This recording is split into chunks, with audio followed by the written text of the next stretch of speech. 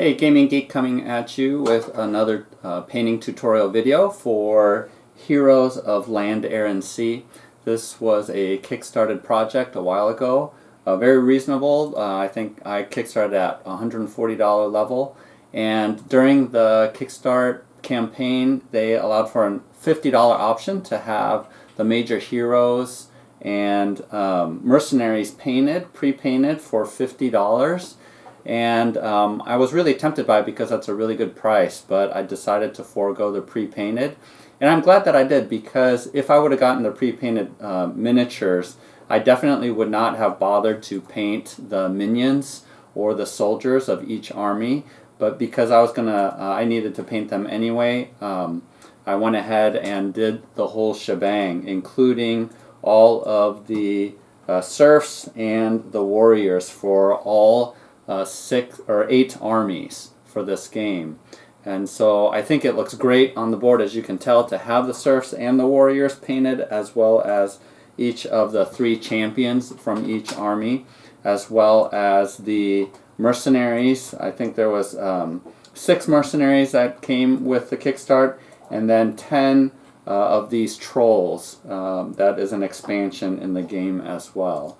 The painting tutorial follows pretty much the dip method of other tutorial videos that I've made, and so those are going to be a little bit more detailed. I'm going to go very quickly through this painting tutorial because I think painting these miniatures is relatively simple.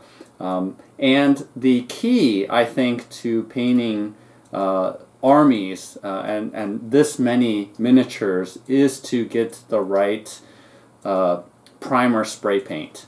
And so what you want to do is you want to prime them the predominant color of each army. So for example, with the Lionkin, obviously I went ahead and found yellow spray paint, and it actually isn't primer, and just spray painted all of it yellow. Again, even though the plastic was yellow, I still like to prime it with some kind of spray paint, just because I find that the paints adhere to it a little bit better. You can go ahead and forego that if you have paints that will stick onto plastic, but having the right spray paint on there will cut down a ton on what you need to paint. So for example, this mercenary, obviously I spray painted red because that's the predominant color, and that made it so that I didn't even need to paint most of this figure and just had to highlight some of the non-red features on there. And so I painted this very, very quickly. So as long as you get the right color for each army, that's really going to help you out a lot. So without further ado, I'll go ahead and show you how to go paint all of these awesome miniatures. So here we have the Goblin army. Excuse me. And I spray painted them this green color. And right now I'm doing what's called block painting, where I just paint all the different colors that are on there. So if you look at this skirt, I have orange, this kind of burnt orange on there. And so what I'll do is just paint up all the colors that are needed on here without bothering with shading or anything like that. So here's the Goblin King, and after that we'll use the dip method to provide shading. And if you look over here, I have a couple armies that are in various phases. So all of these guys are ready to dip. So this is just the yellow that I spray painted on there. And then I did block painting. And for all these skeletons, sort of the same thing.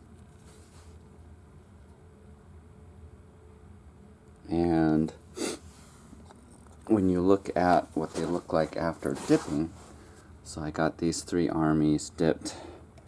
We'll take a look at this orc. You can sort of see the shading that the dip provided, and I need to still spray paint this with dull coat, because that's why it's shiny, is because it has the polyurethane on it. You can especially tell from this character the shading that was provided by the dip, because this was all sort of flat skin color, and by having the dip it really shaded it in. So that's the effect that we're going for.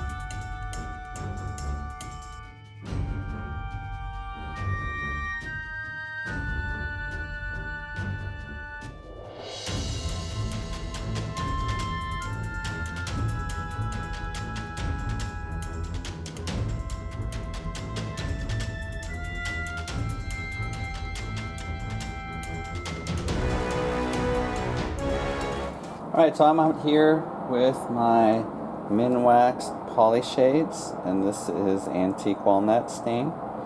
I think it's like $8 for a little can like this, and I have gone ahead and dipped some of these, and I'll show you in a little bit how to do that. But I wanted to show you the difference between these ones so that you can see the difference between before and after. The ones on the left I've dipped, and the ones on the right are undipped. You can really tell on these yellow lion people the difference that makes, right? And then here are the skeletons. It's sort of hard to tell on these, I don't know what they are, lizard men, because they're dark. I wish I would have painted them a little bit lighter.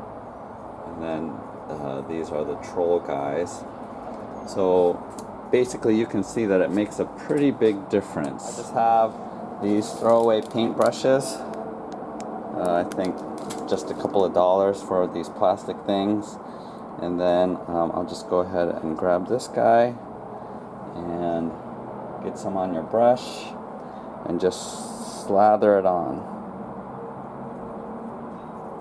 And like I mentioned in some of my other videos, some people do actually dip. The name of the method comes from people actually dipping their miniatures into the solution. But I find using a brush like this gives me a lot more control over how much is on there, because if you dip it in there, a lot of this stuff gets on, and you have to somehow find a way to shake it off or brush off the excess anyway. And so I just find using a brush just facilitates having way more control over how much I put on there. And so this just naturally not only provides shading, but also will create a really nice protective coat. And once again, it'll be shiny because there's polyurethane mixed in to this stuff. But I use dull coats, and I'll show you later how I do that. I use dull coat to get it to be not shiny anymore. And so I want to be pretty careful with the feet, because I'm trying to avoid needing to repaint the base from getting too much of it sort of on the feet. And so I want to be careful putting it on there. But in essence, that's pretty much done. And so let's see. And that's how easy that is. So I'll go ahead and do the rest of them. Stuff I use to take the gloss off is Testor's Dull Coat. This is the best thing, best product that I've found. And I just put 2 coats on, basically.